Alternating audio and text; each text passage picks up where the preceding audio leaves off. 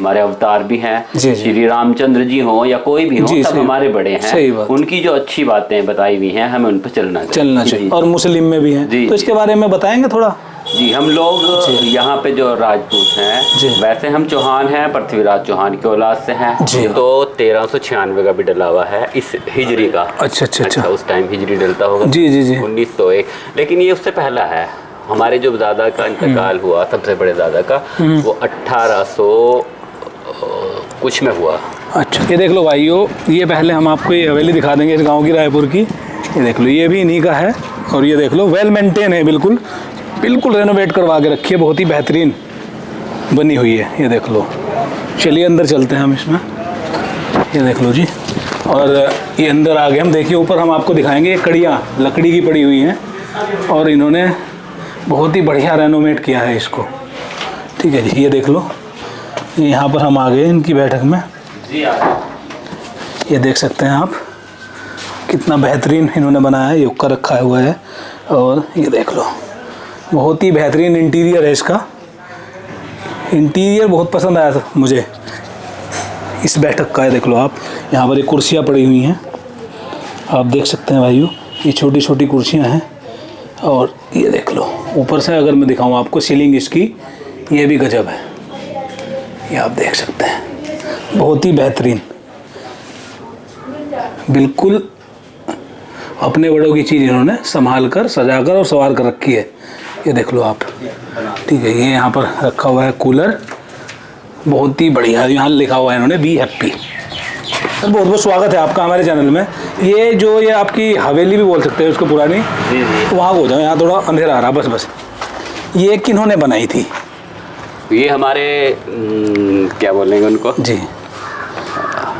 दादाजी ने। दादा से भी बड़े दादा, उनसे भी बड़े दादा, परदादा जी ने। परदादा जी ने जी, परदादा जी ने बनाई थी। कितनी पुरानी हो गई होगी? राव अब्दुल्ला खां। इसमें भी हमने जो थोड़ी सी तोड़फोड़ की, इसमें जो ईंटें निकली हैं उन पे सन भी डला हुआ है ईंट पे। जी। एक तो 1396 का भी डला हुआ है इस हिजरी का। अच्छा, उस टाइम हिजरी डलता होगा। जी 1901, लेकिन ये उससे पहला है। हमारे जो दादा का इंतकाल हुआ, सबसे बड़े दादा का, वो 1800 कुछ में हुआ। अच्छा, तो कितनी पुरानी होगी आपके हिसाब से? 1800 में, आप बताओ हिसाब जोड़ के कितनी पुरानी हो गई? अब आप देख लें, 1803 का मतलब हो गया, अब 2022 है। 1800 1900 200 साल हो गई। 200 साल से खड़ी है अभी भी। ये देख लो भाइयों, 200 साल हो गए। और कम से कम फिर तो आपकी जब 200 साल हो गए, ये 13वीं 14वीं पीढ़ी होगी इसमें। बस वो बहुत तकसीम होते रहे, कुछ कहीं चले गए, कुछ कहीं इस तरीके से। भाई जो अपना मतलब आपकी जो पीढ़ी है, तो नहीं, क्योंकि देखो, हाँ जी, हमारे जो दादा थे वो अब्दुल्ला खां थे। जी। उनके बेटे का नाम अब्दुर्रहमान खान था, वो नवाब थे रायपुर के, और मजिस्ट्रेट भी थे वो। जी। और उसके बाद फिर हाजी रऊफ फजलुर रहमान खां हुए। 8वीं पीढ़ी। हम भी 200 साल से है ना वहाँ लोधीवास में, हमारी 8वीं चल रही है जी। फिर उनके बेटे डॉक्टर सईदुर रहमान हुए, उनके बेटे मैं आसिफ और रोहान। तो 8वीं 9वीं पीढ़ी, मेरे बेटे इब्राहिम। हाँ, होगी ना 8वीं 9वीं पीढ़ी है। 200 साल हो गए, ऐसी की ऐसी खड़ी हुई है। देख लो, थोड़ा रेनोवेट करवाया है, जैसे कि मैंने आपको इनकी बैठक दिखाई, वो तो थोड़ी रेनोवेट है और बहुत ही बढ़िया बनाया है इन्होंने। ये देख लो जी, मैं आपको दिखाऊंगा, इतने पुराने मकान घर कोई नहीं। अब तो क्या है ना, पुरानी चीजें आदमियों को पसंद ही नहीं है। पुराना जैसे पेंट इसके नीचे हुआ हुआ देखो उतर रहा है, जी। पुराना ही था। ये इसमें वो होगा, ये पेंटिंग होगी। जी, पेंटिंग। हाँ, ये पेंटिंग ऐसी है, इस पे अगर आप दूसरा कलर करवाओगे ना, ये 6-7 महीने बाद इसको उतर जाती है, वो फिर अपना रूप ले लेती है। ठीक है जी, ये देख लो, बहुत ही बढ़िया बनाया है इन्होंने। ये देख लो, ये पिलर है इसके। ठीक है जी, और सबसे बढ़िया बात, ये देख लो, ये जो 200 साल हो गए इसको भाइयों, ऐसी की ऐसी है। और ये कड़ी है लकड़ी की, ये आजकल देखने को नहीं मिलता। आज तो आपको देखने को मिलेगा बस यही पत्थर, टाइल और लेंटर वगैरह ही देखने को मिलते हैं। उसमें सर्दियों में लगती है सर्दी और गर्मियों में लगती है गर्मी। वैसे गर्मियों में एसी वगैरह की जरूरत नहीं होती। नहीं, पुराने मकानों में सर होती नहीं है। ये देख लो, ये बहुत ही बेहतरीन बनाया है इन्होंने, आप देख सकते हैं। ठीक है जी, और सर बात करें एरिया की, कितने एरिया में होगी ये? लगभग 1 बीघा होगी। 1 बीघा में होगी। ठीक है, कमरे की अगर बात करें, कितने कमरे होंगे इसमें? कमरे कोई 14-15 होंगे, कोई गिनता ही नहीं है। हाँ, कोई गिनता ही नहीं है, सही बात है। 14-15 कमरे होंगे। अच्छा, बात करें अब अपना किसानी करते, खेती करते हैं, क्या काम है? खेती है। कितनी ज़मीन है? होगी 250 करीब। 250 करीब। अच्छा अच्छा, खेती है बेसिकली या कुछ एक्स्ट्रा बिजनेस भी है? बाग भी, बाग। अच्छा, यहाँ मैंने देखा यहाँ पर बागों का एरिया कुछ ज़्यादा है। जी जी जी। अच्छा अच्छा, तो क्या कहना चाहेंगे किसान भाइयों को, युवा किसान कैसे कामयाब हो? आजकल क्या है ना, बच्चे किसानी खेती किसानी पे ध्यान कम देते हैं, बाहर निकल जाते हैं। हमारे लिए ज़रूरी है कि हम हमारे बड़े जिस तरीके से रहते आए हैं जी, यही हमारा कल्चर है, यही होना चाहिए जी। आजकल किसी सियासत में किसी में न आने के बजाय हम कामयाबी की तरफ चलें बस। जी, अपने काम पे ध्यान दें, बस पे ध्यान दें। जिनका सियासत करना काम है वो सियासत करे, सारी दुनिया थोड़ी, वो उनका बिजनेस है, सियासत करना वो उनका बिजनेस है। काम देख, हमारा बिजनेस है खेती किसानी। सेहत का ख्याल रखें, भाग दौड़ का ख्याल रखें, हर तरह से अपना फिटनेस बनाए रखें, यही हो।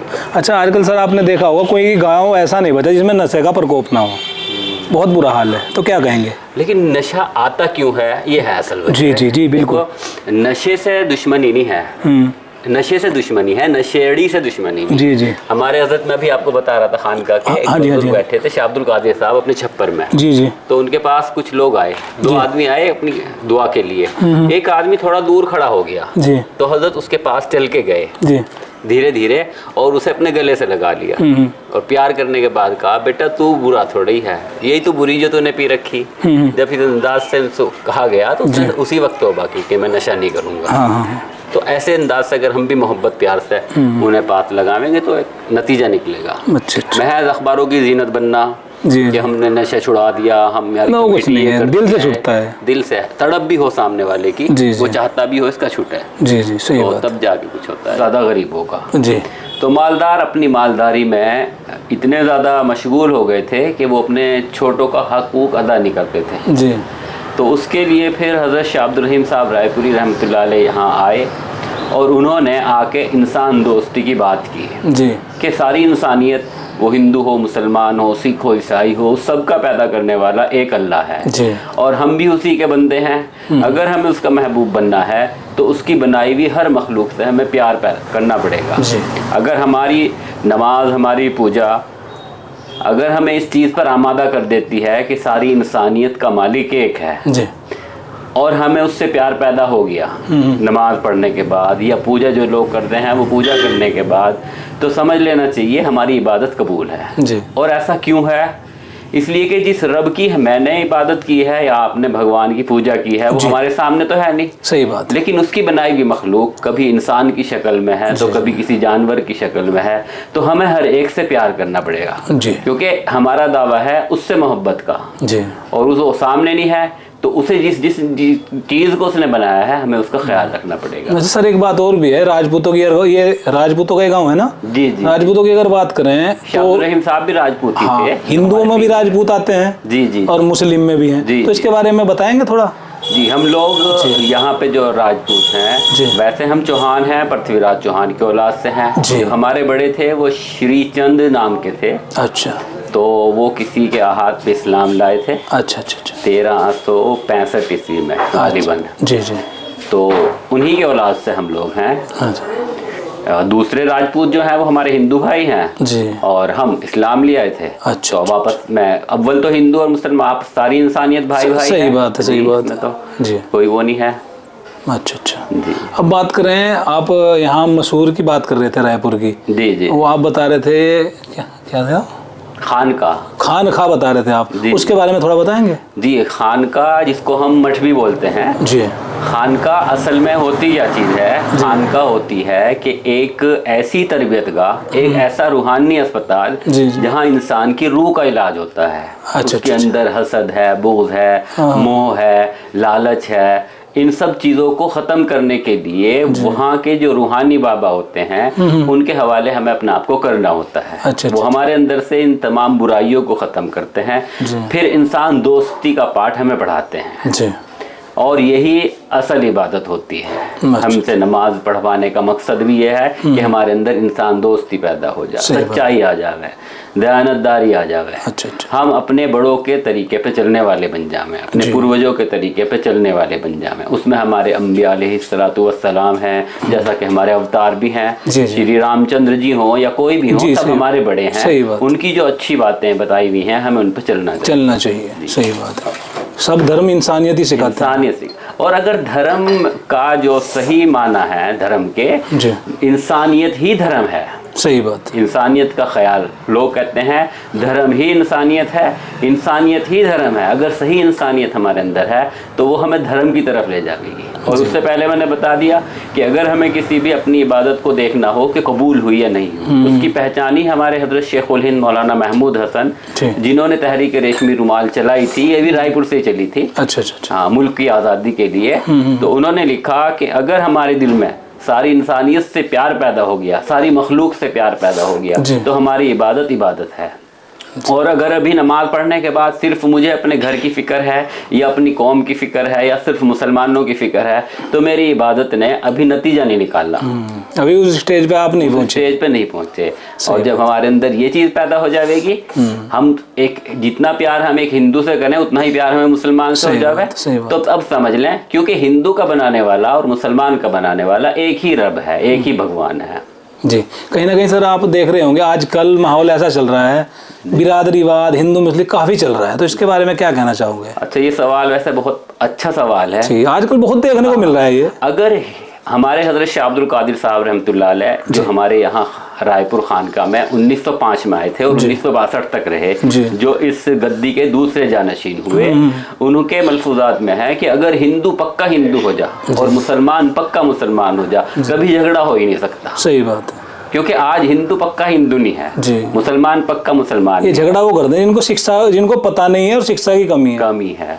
और ये चीज़ कि हमने आज तक हिंदुस्तान हो, पाकिस्तान हो, हमने अपने दुश्मन को नहीं पहचाना। सही बात। तारीखी दुश्मन जो हमारा है वो सिर्फ और सिर्फ यहूदी है। जी।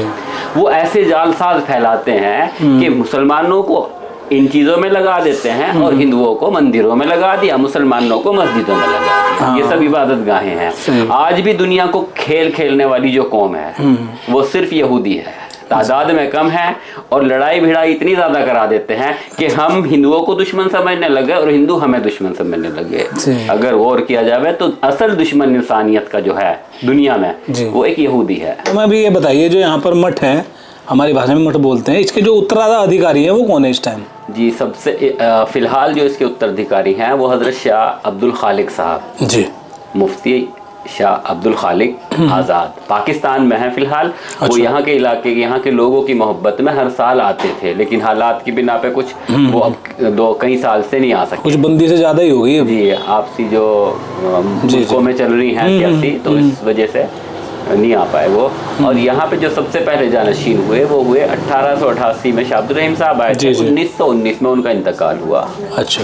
इस मुल्क में बीच में जितनी तहरीकें चली, तहरीक रेशमी रुमाल की जो सरपरस्त थे वो हजरत शाह अब्दुल रहीम साहब ही थे।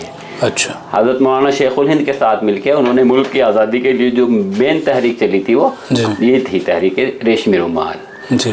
उनके इंतकाल के बाद इस खानका के जो उत्तराधिकारी हुए वो हजरत शाह अब्दुल कादिर साहब हुए जी। ये 1962 तक रहे।